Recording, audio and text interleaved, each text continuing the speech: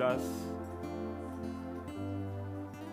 On va profiter de ces quelques minutes pour saluer notre voisin, lui souhaiter la bienvenue. N'hésitez pas si vous n'avez pas encore eu l'occasion. Non, c'est bon. Amen. Alléluia. Merci Jésus. Amen. Merci à l'équipe de louange. Merci à l'équipe de louange pour ce temps. Amen, amen, amen. Je veux les remercier. Alléluia. Comment allez-vous? Bien? En forme? Ça me fait plaisir en tout cas d'avoir l'opportunité encore de pouvoir vous apporter la parole. C'est une grâce, c'est toujours une grâce, c'est toujours un privilège de pouvoir être sur cette chair et voilà, d'être ce canal par lequel Dieu va vous parler, Dieu va te parler. J'ai prié pour toi, j'ai prié pour moi, j'ai prié pour toi, j'ai prié que ce moment-là puisse faire la différence dans ta vie. Que ce ne soit pas juste voilà, 2 heures que tu coches dans ton agenda et quand tu vas repartir, ben, tu repars comme tu es venu. Ce serait 2 heures perdues en fait au final. Mais je crois que Dieu prévoit des temps où il veut nous interpeller, où il veut nous parler. Et je prie que tu puisses ouvrir ton cœur, qu'à travers les moments que nous allons avoir maintenant, le Saint-Esprit lui-même vienne déposer sur ton cœur ce qui va faire la différence, ce qui va te transformer. On va parler du Saint-Esprit tout à l'heure et je prie que tu sois disposé. Avant de rentrer dans le vif du sujet, j'aimerais saisir aussi l'occasion, l'opportunité, parce qu'aujourd'hui c'est un jour particulier. C'est un jour particulier pour moi, mais aussi pour mon épouse, parce que il y a 7 ans, jour pour jour, je prenais l'une des décisions les plus importantes de ma vie. Je m'engageais à aimer, à supporter, à secourir celle qui aujourd'hui est mon épouse. Et au début de cette marche, j'étais loin, vraiment très très loin, d'imaginer tout ce par quoi nous allions passer. Et je voulais voilà, saisir cette opportunité aussi. Je ne sais pas si le pasteur Yves l'a fait exprès, mais quand j'ai vu que j'étais prévu pour la prédication aujourd'hui, je me suis dit, c'est pas un hasard. Je crois que je veux saisir cette occasion pour honorer Dieu, pour vraiment lui rendre grâce. Parce que je le reconnais, ce n'est pas par mes forces, ce n'est pas parce que je suis meilleur qu'un autre, ce n'est pas parce que Raïssa est meilleure qu'une autre. Mais je crois que le Seigneur nous a fait une grâce de pouvoir cheminer ensemble, de pouvoir construire une relation qui nous permette l'un l'autre de grandir, mais aussi d'honorer Dieu. Et c'est quelque chose qui brûlait sur notre cœur depuis le début. Et je voulais vraiment aujourd'hui même aussi saisir cette occasion-là pour honorer Raïssa, pour la célébrer aussi. Parce que en vrai, vous me voyez devant, mais quelque part quand je prêche, il faut savoir que Raïssa prêche avec moi. Quand je peux avoir une parole qui peut-être t'encourage, il y a aussi Raïssa derrière. Et voilà, pour un prédicateur, on nous voit nous physiquement, mais il y a tout un travail. Si je suis celui que je suis aujourd'hui, c'est en partie grâce à Raïssa, grâce à ses prières. Et je veux publiquement l'honorer. Je veux publiquement reconnaître le canal qu'elle est, et je crois qu'elle le sera encore, pour l'œuvre de Dieu dans ma vie. Je ne peux pas compter le nombre de prières que Raïssa a faites. Je pense même que je ne les connais pas toutes. Mais Dieu le voit et Dieu le sait. Et ma chérie, je voulais vraiment t'honorer et te dire que tu es réellement une femme vertueuse. Amen.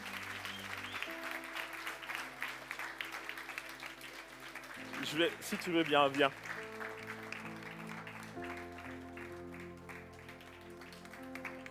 Amen.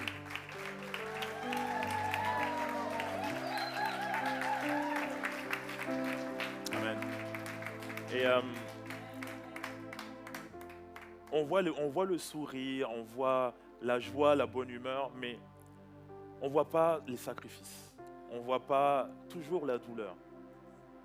Et pour moi qui le vois, j'aimerais que vous puissiez entendre que celle que Dieu m'a donnée est une perle. Elle est réellement une femme vertueuse qui, qui aime son mari, qui le soutient, qui l'encourage, qui le réoriente aussi quand il faut, mais avec douceur et avec amour. Et voilà, aujourd'hui, à travers cette année, noces de laine, je tenais à rendre grâce à Dieu d'abord et aussi honorer celle qu'elle m'a donnée. Merci, ma chérie.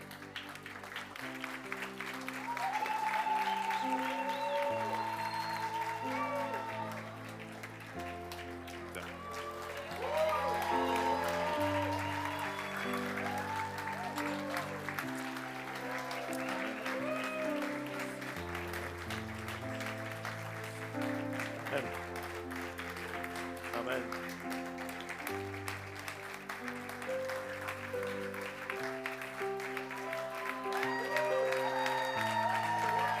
Amen.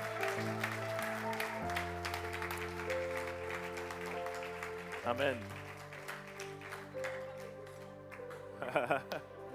Amen, amen, amen. J'ai essayé de pratiquer ce que mon pasteur m'a enseigné. Il m'a dit de célébrer. Il m'a dit de célébrer à fond. Et c'est aussi une façon d'honorer Dieu. De célébrer ce qu'il nous donne. De savoir reconnaître publiquement l'œuvre qu'il fait dans nos vies. Amen.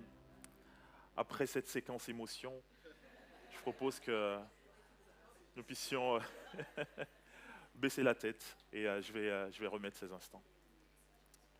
Seigneur, je te rends grâce et je te bénis parce que tu es fidèle, tu es bon. Et je crois qu'aujourd'hui aussi, tu veux démontrer cette bonté et cette fidélité envers mon frère et ma sœur, présents ce matin même. Je prie que ces temps de prédication puissent porter du fruit, puissent avoir un impact, puissent vraiment permettre à tout un chacun de repartir avec un trésor que tu vas déposer dans son cœur.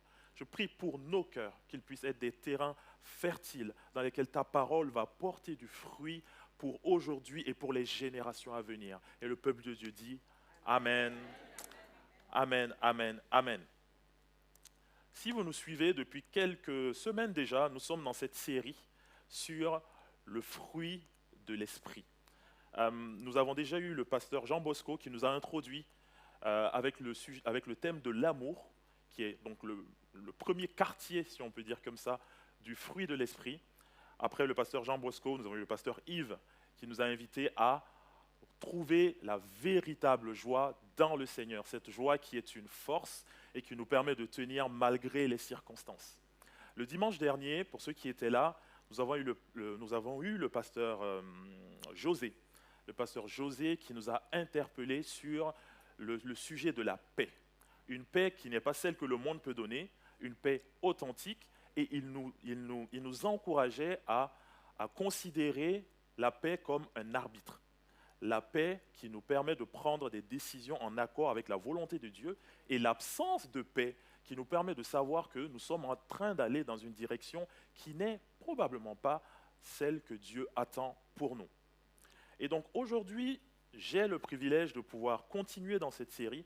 Donc les 3 premiers quartiers du fruit de l'esprit représentent cette première triade, parce que le fruit de l'esprit, d'ailleurs on dit le fruit de l'esprit, pas les fruits de l'esprit. Alors, on ne va pas être trop rigoureux. Si vous entendez les fruits de l'esprit, ne commencez pas à jeter les tomates. C'est une notion sémantique, mais ça a quand même une valeur non négligeable parce que ça implique que le Saint-Esprit fait une œuvre complète dans ta vie.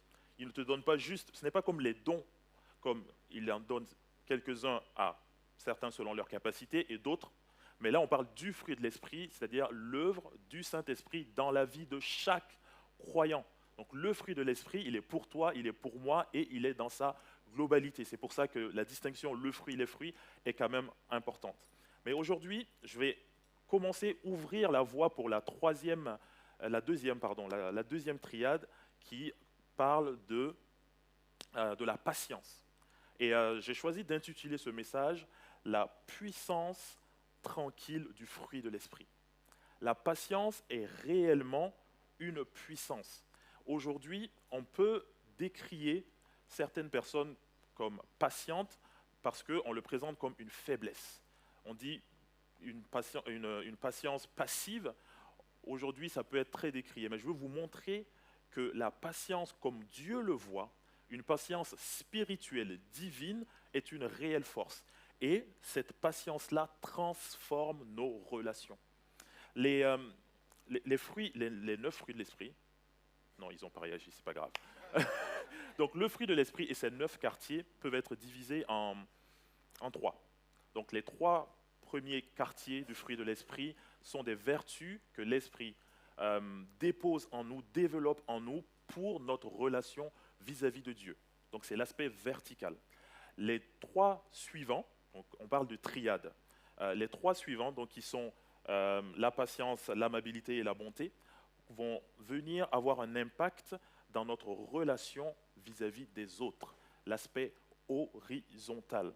Et la patience que le Saint-Esprit développe dans ta vie, dans ton cœur, va venir te permettre d'être un agent de restauration, va t'aider, va te donner la capacité d'être celui ou celle qui peut relever son frère, relever sa sœur, qui peut le supporter et l'aimer véritablement. On le verra tout à l'heure, 1 Corinthiens 13 dit que l'amour est patient. C'est une composante indissociable de l'amour auquel nous sommes tous appelés. On va lire directement Galates 5, verset 22, que vous devriez déjà connaître par cœur et que j'espère à la fin de cette série vous pourrez réciter par cœur. Galates 5, verset 22 au verset 23, je me permets de lire dans la version Summer. Mais le fruit de l'esprit, c'est, on va lire ensemble, l'amour, la joie, la paix, la patience.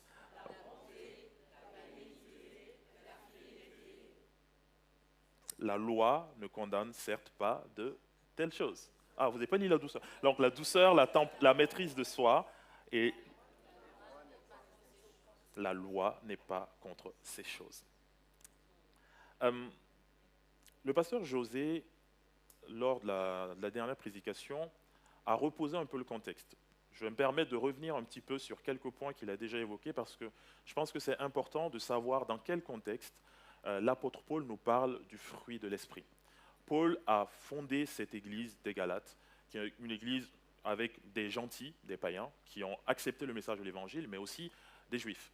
Et quand on lit l'épître aux Galates, on sent une certaine dureté, une certaine fermeté. Paul utilise des termes durs, des termes forts, comme pour secouer les Galates, comme pour leur dire, en fait, il y a quelque chose qui se passe, comme un père qui essaye d'interpeller un enfant qui est en train de prendre un chemin qui est très dangereux pour lui. Et l'apôtre Paul et les recherches nous montrent que ce serait lui-même qui aurait pris la plume pour écrire. Parce que parfois, il se servait de secrétaire pour certains épîtres, mais Galates, l'apôtre Paul a dit, là, il faut que je le fasse moi-même, il faut que je leur écrive parce que je les aime. Et quand je lisais un petit peu l'épître aux Galates, j'avais comme l'impression que Dieu me montrait aussi une image, une facette de qui il est en tant que père. Parfois, dans ta vie, Dieu va venir t'interpeller, te secouer. Parfois, des mots vont être durs, mais c'est parce qu'il t'aime. Il le fait par amour. Et derrière les mots de l'apôtre Paul, on sent quand même un certain amour. Une urgence pour lui d'interpeller les Galates à ce moment précis, parce qu'il se rend compte qu'ils sont en train de prendre une pente qui les amène dans un chemin qui va les perdre. Paul va apporter un évangile qui est radical, révolutionnaire. Il leur dit, vous avez été justifiés vous êtes justifiés en Jésus-Christ. L'œuvre de Jésus-Christ à la croix, elle est parfaite, elle est complète, elle est celle qui vous permet d'être réconcilié avec Dieu. Et ce message, qui est en effet révolutionnaire à cette époque, va quand même susciter dans le cœur de certains une incompréhension. Ah ouais, d'accord, juste parce que je crois, je suis sauvé. Et donc certains docteurs juifs vont repasser derrière Paul, mettre une deuxième lame, en disant, ben non, croire en Jésus-Christ seul n'est pas suffisant. Il faut continuer à pratiquer la loi. Vous avez besoin, pour vous par exemple qui n'êtes pas d'origine juive, de vous circoncire. Pour vous qui ne connaissez pas les fêtes juives, de recommencer à les pratiquer. Et Paul les interpelle, il leur dit, mais en fait, Vous avez été libérés par Jésus-Christ, délivrés par Jésus-Christ, délivrés de la loi, délivrés de la mort, délivrés de la puissance du péché. Et dire que vous voulez repratiquer la loi, c'est comme revenir à l'esclavage. Et on peut le lire d'ailleurs. Il dit dans Galates 5, verset 1, le Christ nous a rendus libres pour que nous connaissions la vraie liberté. C'est pourquoi tenez bon et ne vous laissez pas réduire à nouveau en esclavage.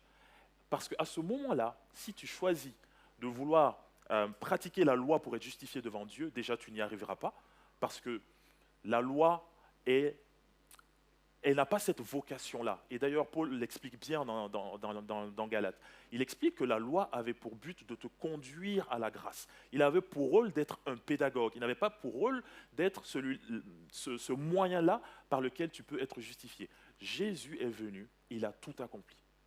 Il a accompli la loi parfaitement. Il est mort à la croix et son œuvre, elle est complète, elle est suffisante pour toi. En Jésus-Christ, tes péchés sont pardonnés. Tu es sanctifié. Pratiquer la loi, essayer de pratiquer la loi, parce que tu ne pourras même pas en fait parfaitement la pratiquer. Tu vas au-devant d'un grand danger et d'un esclavage, parce que continuellement tu vas essayer, mais tu ne seras jamais suffisamment juste par la loi. Seul Jésus-Christ est juste.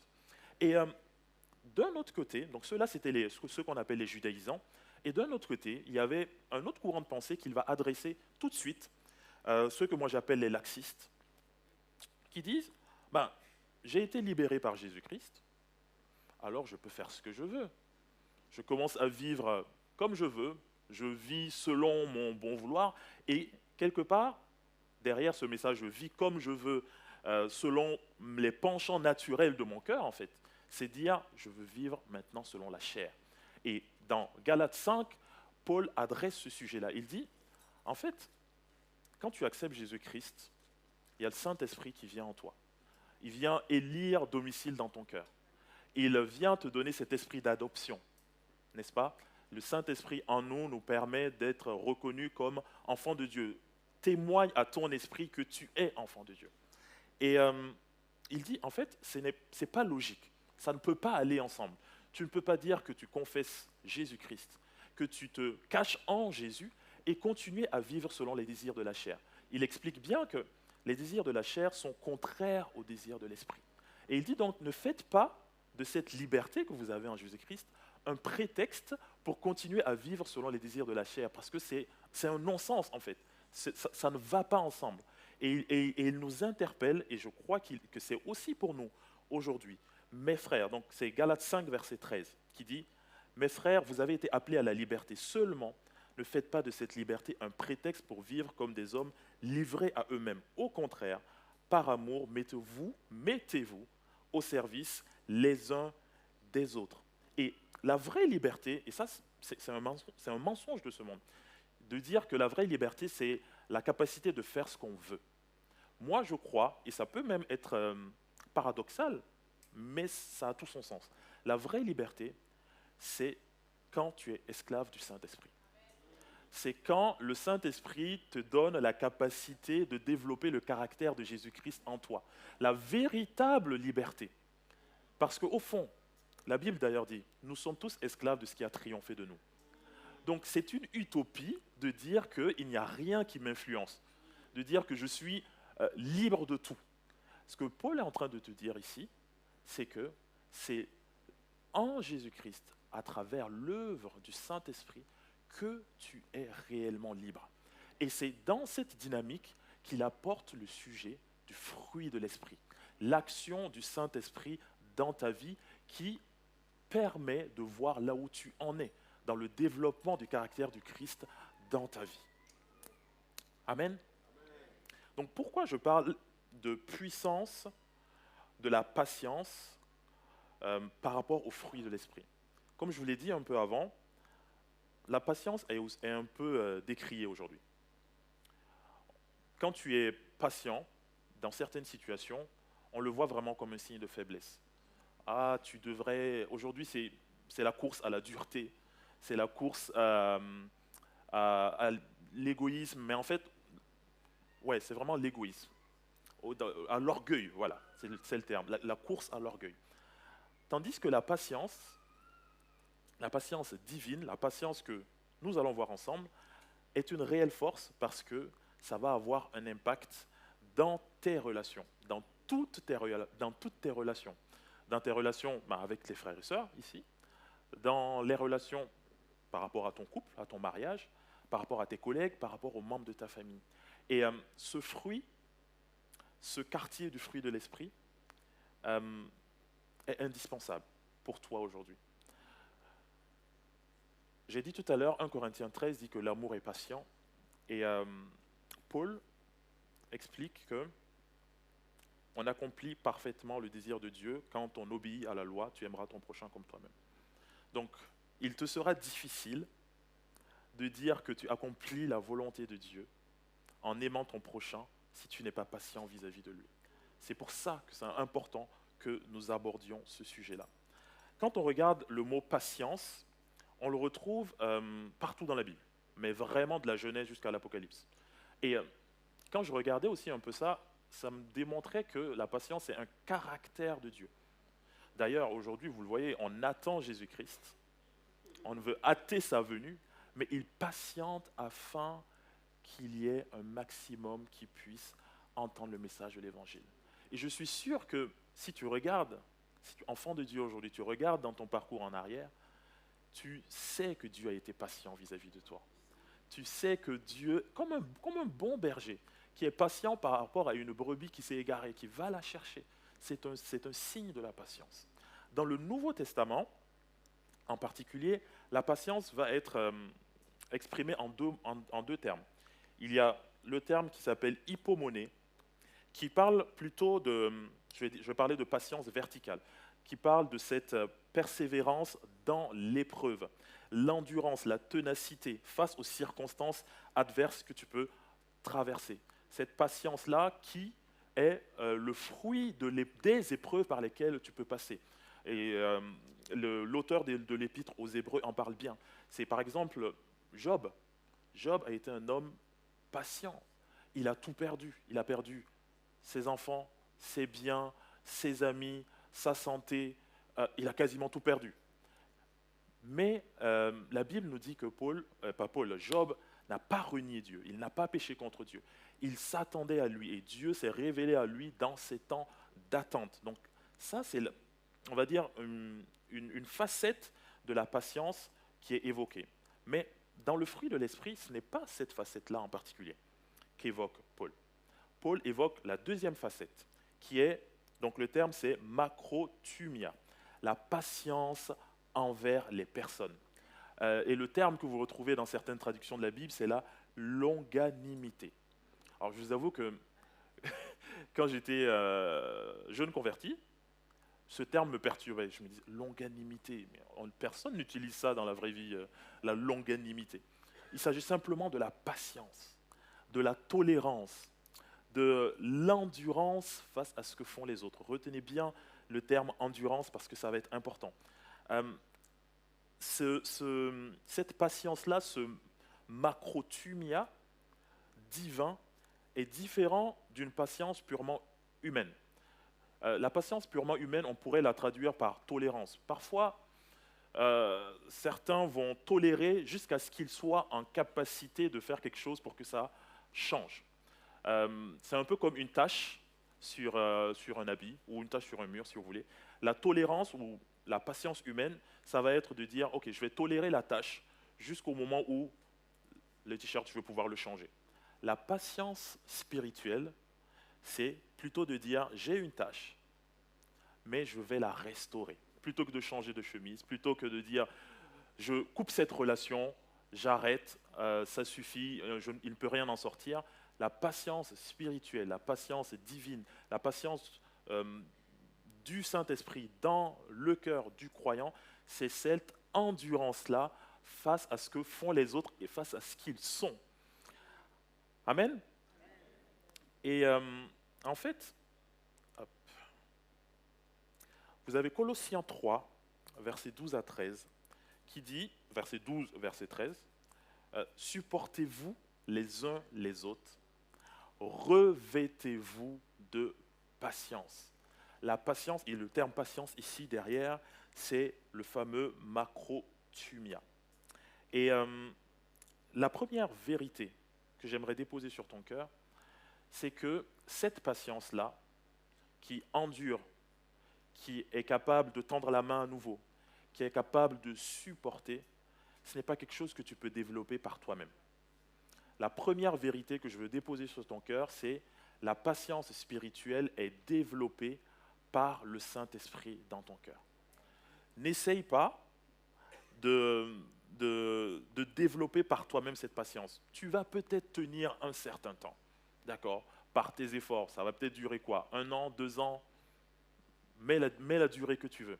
Mais la patience dont on parle ici, cette endurance, retenez bien le terme endurance, retenez le terme supporter, supporter dans la durée, la différence de l'autre, le fait qu'il soit parfois difficile, on verra tout à l'heure, certains types de profils, eh ben c'est quelque chose de divin. C'est quelque chose qui, naturellement, l'être humain n'aime pas souffrir. On est d'accord. Vous et moi, quand nous sommes dans une situation qui est une situation douloureuse, qui peut nous affecte intérieurement ou même extérieurement, notre réflexe humain, c'est de dire je veux m'en dégager le plus vite possible.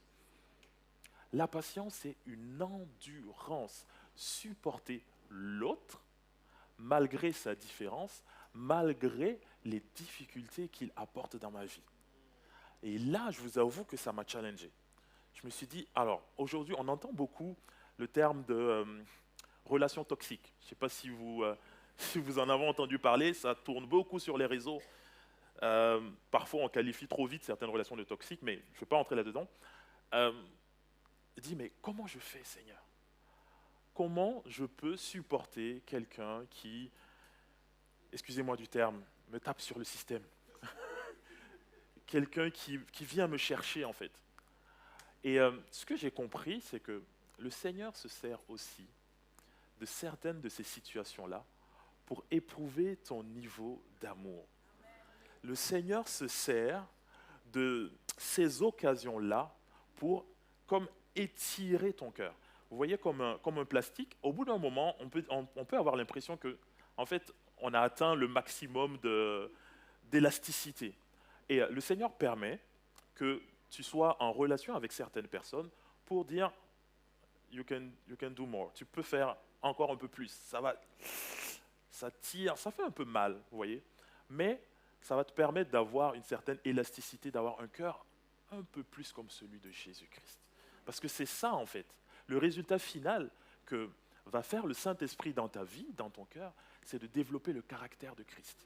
Et en fait, tu ne peux pas développer un caractère qui est celui de Christ si tu n'es pas confronté à des situations qui te permettent de dire, ok, là, je sens que j'ai progressé, je sens que j'ai fait un pas de plus. C'est pour ça qu'il y a des personnes dans ton entourage qui te challengent.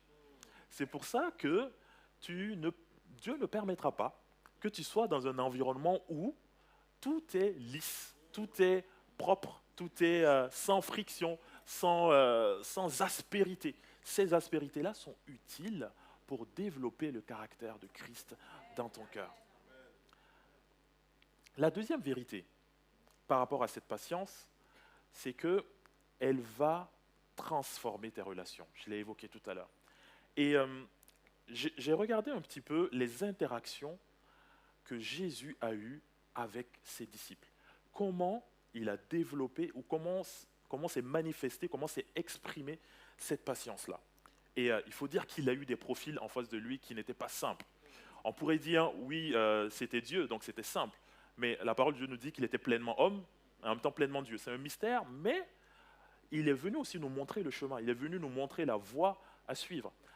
Jésus, notre modèle de patience, a été confronté à Pierre. Vous connaissez Pierre? Pierre l'impulsif, Pierre le fougueux. Pierre, j'imagine Pierre, c'était un pécheur, un homme rustre peut-être. Jésus a été confronté à ce Pierre-là qu'il a renié. Celui qui lui disait, mais Jésus, ils peuvent tous t'abandonner un par un. S'il en reste un, ce sera moi. Pas une fois, pas 2 fois, 3 fois. 3 fois, Pierre va rejeter son appartenance aux disciples. Pierre va rejeter cette relation qu'il avait vis-à-vis de Dieu.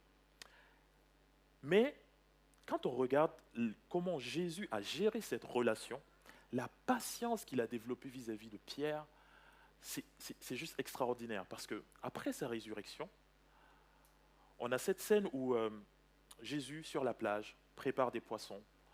Pierre, qui a passé toute la journée à essayer de pêcher, qui n'a rien eu, qui aperçoit sur le rivage. Au début, il ne se rend pas compte, mais au fur et à mesure, l'image commence à s'éclaircir. Il se rend compte que c'est Jésus qui l'appelle. Et Jésus va restaurer Pierre. Pierre a renié Jésus 3 fois. Et Jésus va lui demander, Pierre, m'aimes-tu? Pierre, m'aimes-tu? Pierre, m'aimes-tu? 3 fois, Jésus va prendre le temps par rapport à quelqu'un qu'il avait renié, quelqu'un qu'il avait rejeté. Il va prendre le temps de restaurer Pierre. Il va prendre le temps de retendre la main à Pierre. Ça aurait été peut-être toi ou moi, naturellement, une personne que tu as eue avec toi pendant 3 ans, qui t'a vu faire des miracles, qui était prêt à mourir pour toi, verbalement en tout cas, qui était prêt à se sacrifier, qui t'a renié, peut-être que humainement tu te dirais, en fait, ce n'est pas une personne de confiance. Donc qu'est-ce que je vais faire? Je ne vais plus compter sur lui. Je vais peut-être essayer de trouver quelqu'un d'autre qui ait de meilleure confiance. Mais ce n'est pas ce que Jésus a fait. Jésus a pris le temps de restaurer Pierre, de l'amener sur un terrain où il s'est rendu compte que, en fait, le fait de bomber le torse, ce n'était pas ce que Dieu attendait de lui. Ce n'était pas là où Dieu l'attendait. Dieu l'a restauré dans son appel, dans sa mission.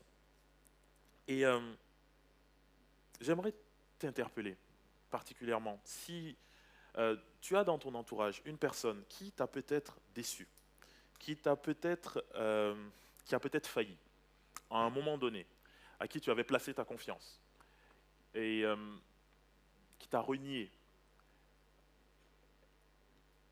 La déception, c'est un sentiment qu'il faut accepter. Et ce n'est pas une mauvaise chose d'être déçu, d'avoir ce sentiment de déception. La question c'est, est-ce que tu vas développer cet amour qui est capable d'endurer et de supporter cette personne? Endurer et de supporter cette personne. C'est pour ça que je vous disais tout à l'heure, c'est pas humain. Tu peux pas développer ce caractère où tu vas restaurer une relation par rapport à ce qu'une personne a fait.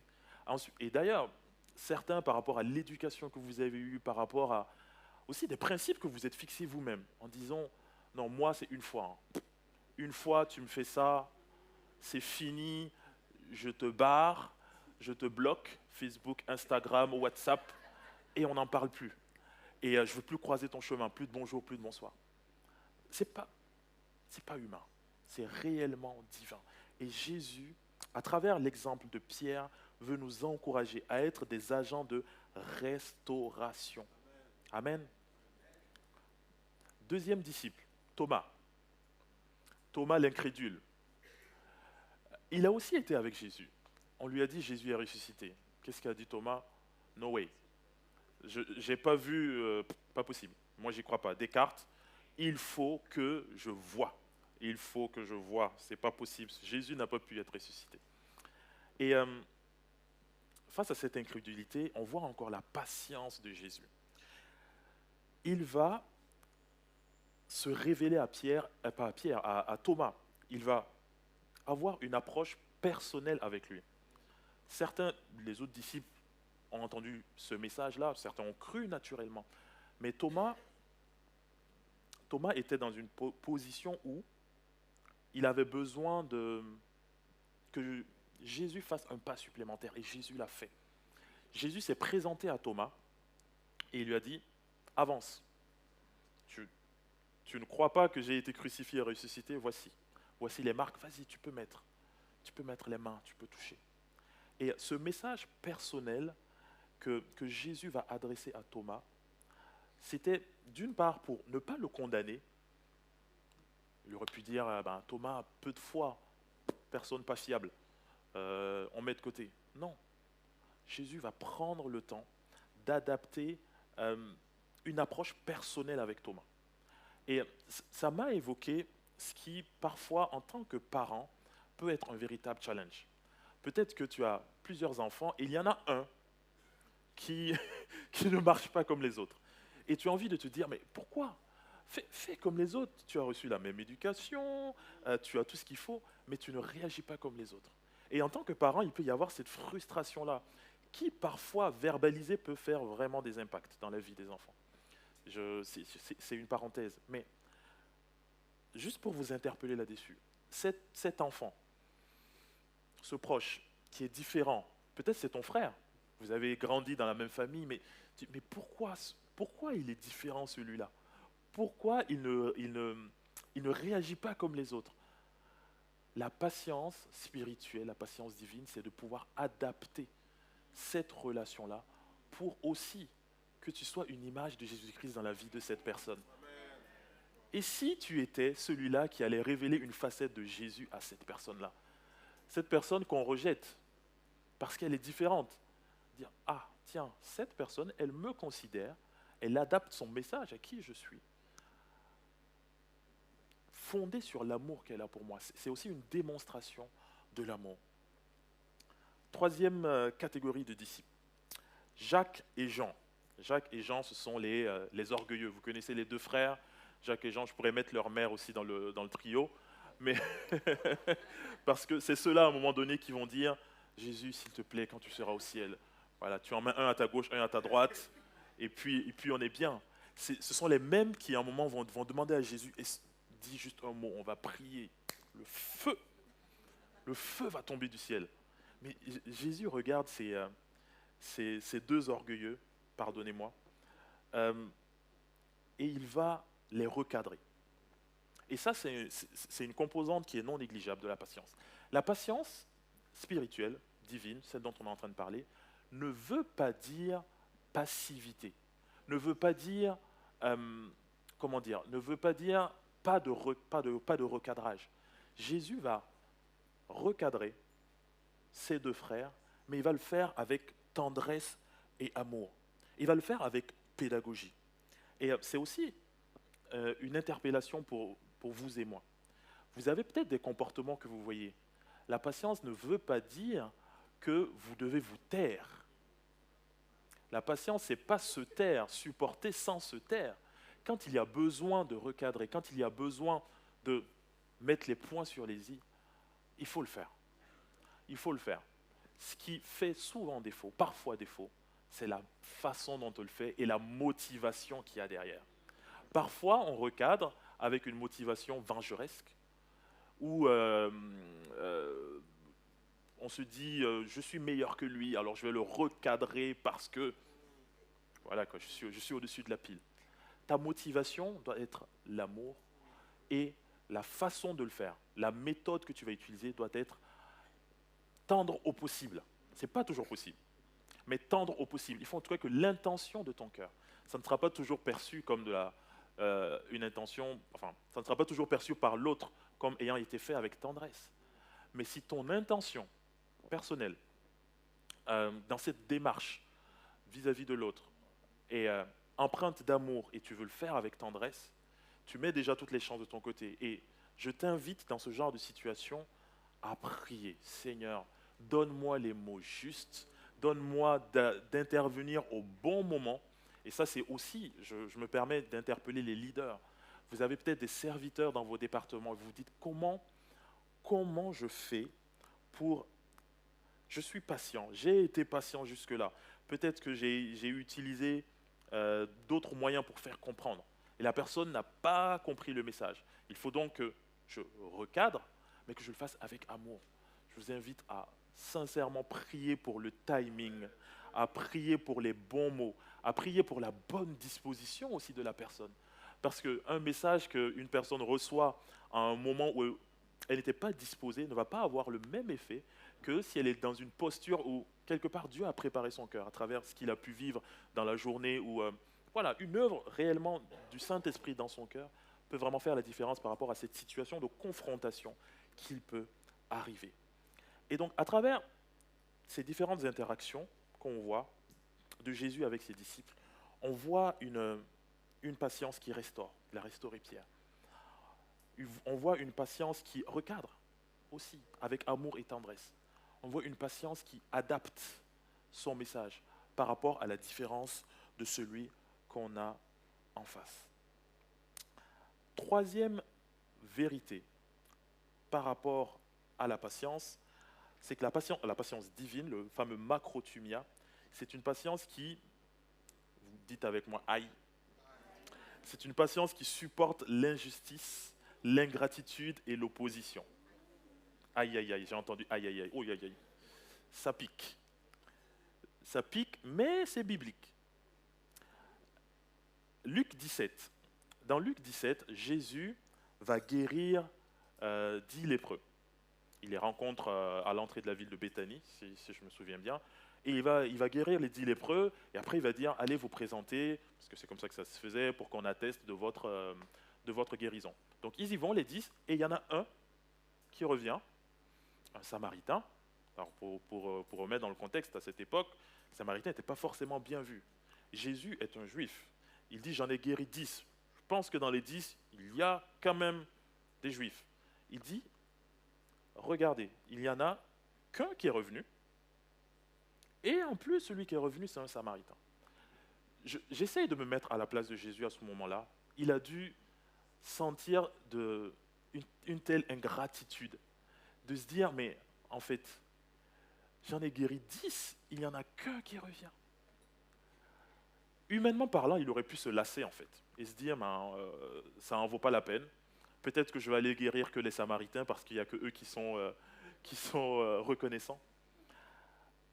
Mais Jésus a manifesté la patience divine à ce moment-là, parce qu'il va continuer, parce que aussi c'était l'appel que Dieu avait déposé sur son cœur, continuer à le faire.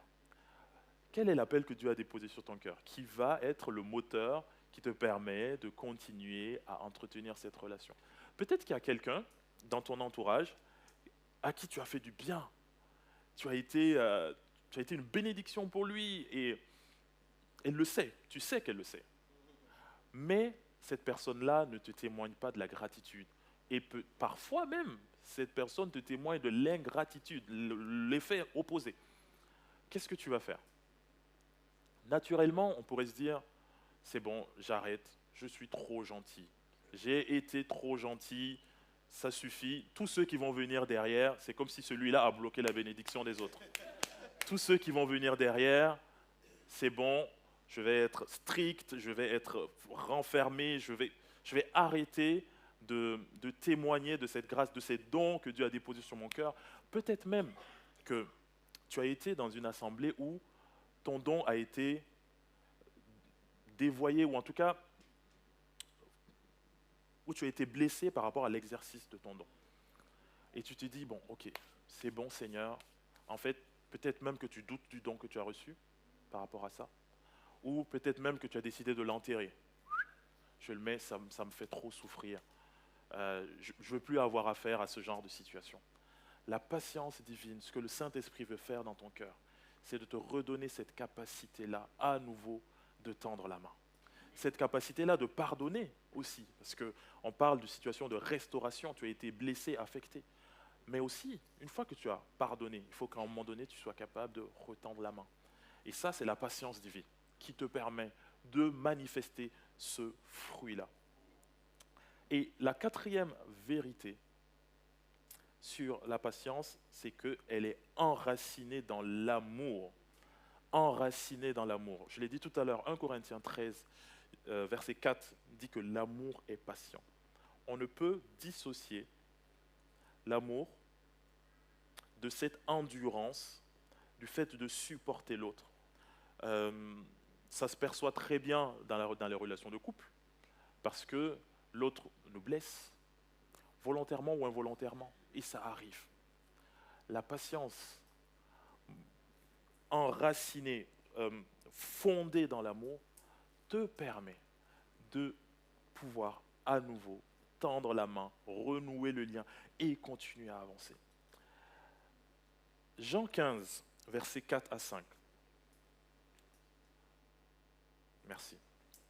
Demeurez en moi et je demeurerai en vous. Un sarment ne saurait porter du fruit tout seul sans demeurer attaché au cep. Il en est de même pour vous. Si vous ne demeurez pas en moi, vous ne pourrez porter aucun fruit. Je suis le cep de la vigne, vous êtes les sarments.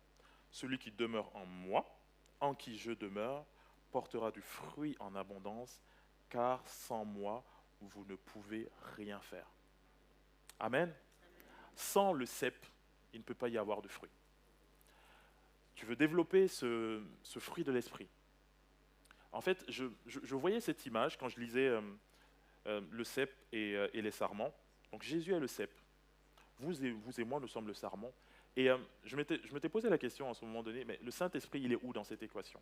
Et Dieu m'a donné cette image-là, en me disant que le Saint-Esprit, c'est la sève qui coule à l'intérieur de l'arbre.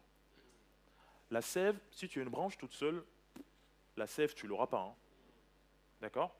Il faut que tu sois rattaché au cep pour que la sève qui vient, qui coule dans le tronc, puisse irriguer les différentes branches de l'arbre. Donc, ta communion avec Dieu est essentielle. Si tu veux développer le fruit de l'esprit, en l'occurrence la patience, ta communion avec Dieu est essentielle. Alors, souvent quand on entend communion, on ne sait pas toujours quelle réalité mettre derrière. Je ne sais pas vous, mais ok, Stéphane, tu es bien gentil, ma communion avec Dieu, c'est quoi? Concrètement, ma communion avec Jésus-Christ. On va faire très simple. Ta communion, c'est ta relation avec Dieu. Dieu te parle, tu lui parles, tu l'écoutes, tu obéis. Ta communion avec Dieu, elle est vraiment pratique. Revenons à l'évangile pratique, pragmatique. Ta communion, c'est simplement ça. Rester attaché au cep. Écoutez ce que Dieu te dit. Lui parler, obéir. C'est ça les 3 clés de ta communion. Dites avec moi aïe. On va lire Matthieu 7, verset 1. Matthieu 7, verset 1. Ne condamnez pas les autres pour ne pas être vous-même condamnés, car vous serez condamnés vous-même de la manière dont vous aurez condamné. On vous appliquera la mesure dont vous serez servi pour mesurer les autres. Pourquoi vois-tu le grain de sciure, alors dans certaines versions vous aurez poussière, pourquoi vois-tu le grain de sciure dans l'œil de ton frère, alors que tu ne remarques pas la poutre qui est dans le tien? Ah, ah.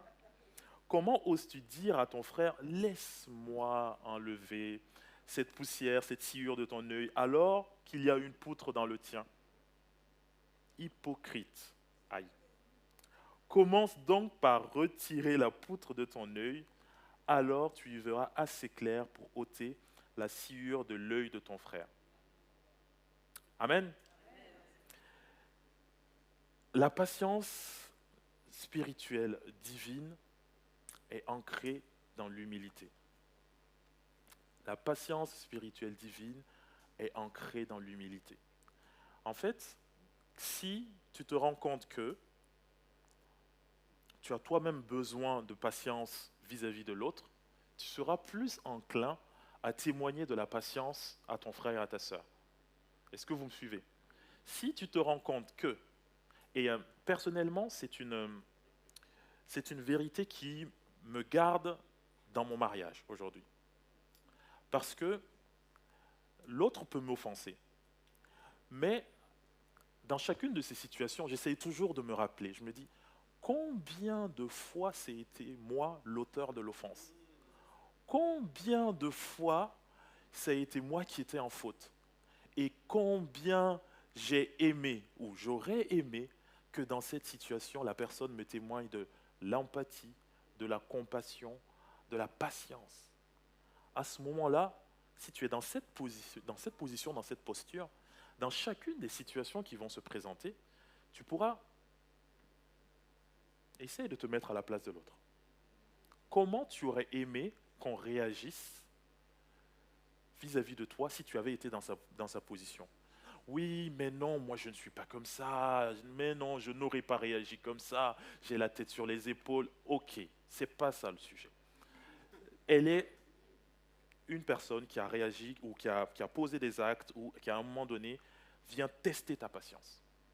Ok, toi aussi, dans tes défauts, dans tes travers, dans tes imperfections, tu, tu testes la patience de quelqu'un d'autre. Comment tu aimerais que cette personne réagisse vis-à-vis de toi? Si tu sais répondre avec honnêteté, d'accord? Avec honnêteté, authenticité, tu trouveras la bonne posture dans toutes les relations qui t'affectent. Se mettre à la place de l'autre, c'est ce qu'on appelle l'empathie. Se mettre à la place de l'autre. Essayez de se mettre à la place de l'autre. Essayez de, de ressentir ce qu'elle peut ressentir par rapport à cette situation. Ou en tout cas, comment elle aurait aimé, comment toi tu aurais aimé si tu étais à sa place qu'on réagisse vis-à-vis de toi.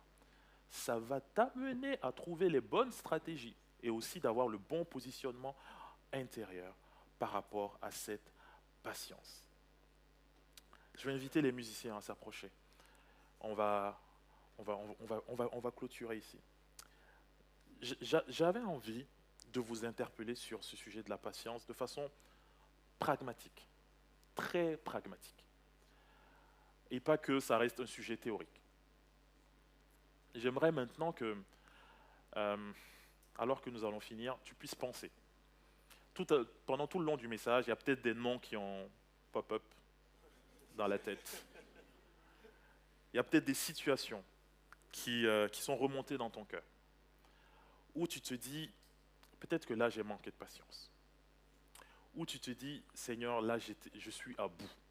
Tu as une situation peut-être, tu te dis là,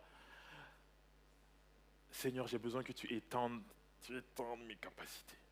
Parce que personnellement, humainement, j'ai l'impression d'avoir tout fait, d'avoir tout donné. Là où j'en suis aujourd'hui, j'ai l'impression de ne plus être à mesure de d'aimer encore, de tendre la main encore, de faire un pas supplémentaire, de faire ce petit pas de plus encore, parce que c'est ce que cette relation te demande. Mais je reviens à ce que j'ai dit un peu tout à l'heure. Et si c'était à travers ce moyen-là que tu vas refléter l'image de Jésus-Christ vis-à-vis de cette personne? L'œuvre que le Saint-Esprit veut faire dans ta vie, dans ma vie, c'est de développer le caractère de Christ. Que chacun d'entre nous puissions grandir jour après jour pour ressembler un peu plus à Jésus-Christ. C'est notre modèle, c'est notre ligne, c'est notre fil conducteur. Mais il ne veut pas que tu essayes de ressembler à Jésus-Christ par toi-même, parce que tu ne vas pas y arriver. Je me permets d'être honnête. Par toi-même, tu ne vas pas y arriver. Tu peux essayer. D'accord? Vous connaissez cette phrase, il y en a qui ont essayé, ils ont eu des problèmes. Tu peux essayer. Mais sincèrement, tu vas faire face à tes limites humaines. Tu vas faire face à tes incapacités. Et c'est pour ça que nous avons besoin du Saint-Esprit. C'est pour ça que cette patience spirituelle, divine, elle ne peut être développée dans ta vie que par l'action du Saint-Esprit. Donc j'aimerais que tu penses à cette relation, cette situation, cette relation qui vient tester ta patience en ce moment. Et on va prier. On va prier que le Saint-Esprit vienne dans ton cœur, dans cette dimension de l'amour-patience, de ce macrothumia, de cette capacité à endurer, cette capacité à supporter l'autre. Alléluia. On va baisser la tête. Seigneur,